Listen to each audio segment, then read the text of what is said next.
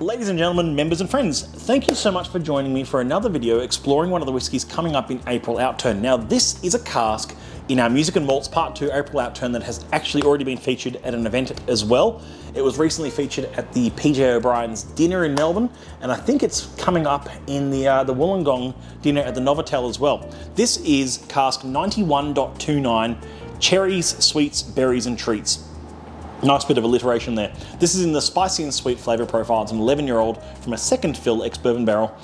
And this is, I've tasted this a couple of times now, and I think this is an example of a distillery and an example of a distillate and a cask that I would really properly call a sleeper. This is the kind of whiskey that people would probably very much overlook because, oh, I don't know that distillery, I don't know that, And not many people are going to know Distillery 91. It is an unusual distillery in the Speyside region that is best known for having, basically, being the backbone of a blended whiskey made by Diageo, and also being a distillery where the spirit still is actually bigger than the wash still, which, not to nerd out too much, but this kind of means that the overall character of the spirit that comes off this still is quite a nutty, and quite flavoursome, not too dissimilar to say the spirit you'd see from Distillery 68 or quite a few others. But it's very much one of those sort of very interesting distilleries that don't have a core range, predominantly using blends, and in nearly 40 years of the society, we've only seen 29 casks ever bottled. So this is an 11-year-old single cask from Distillery 91. Now, I remember when this was featured in an event recently, just some of the remarks in the room and from people ordering the bottle were just the most amazing nose of sort of cherries, sweets, treats, just a lot going on a very spicy and sweet nose, bordering on the sweet side though.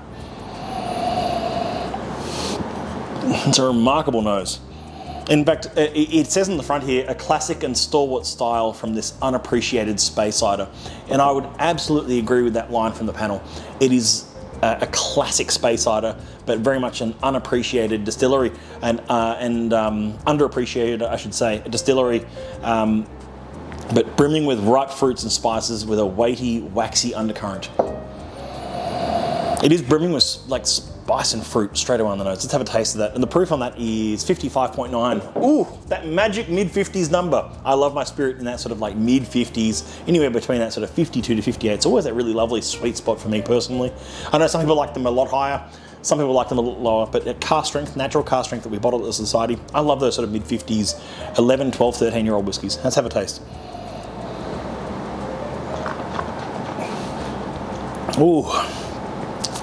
You could be very easily forgiven for thinking you're drinking a 26 right now. It does have that waxy undercurrent. Waxed paper, waxy sort of melon skin, a bit of red apple. But also those like, as well as red apple, those red apple skins, like red apple lollies, sorry. Those red apple lollies, like, what are they called again? I'll have to look this one up. Anyway. I'm only just tasting this properly for the first time. The event, I really didn't get a chance to properly sit down with this whiskey.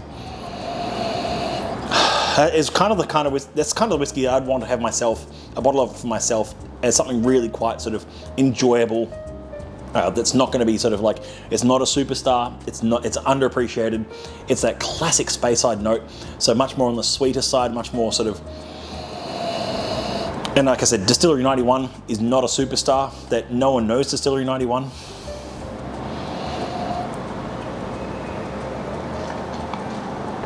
I'm not inclined to add a drop of water to that at all. It's 55.9%. It's not overly heavy. I will try it with water. I will do this for you, so I can ruin my dram, so you don't have to. I'm gonna try it with a bit of water here. Probably on 50-50 water to spirit ratio here. That was a big pour for a little bit in the glass, but we'll see how we go though. With water, I get much more of that sort of like toast, like buttered toast going on now. The sweetness has sort of come down. It's become a bit more bready, a bit more of the, maybe there's a bit more of the barley character showing through.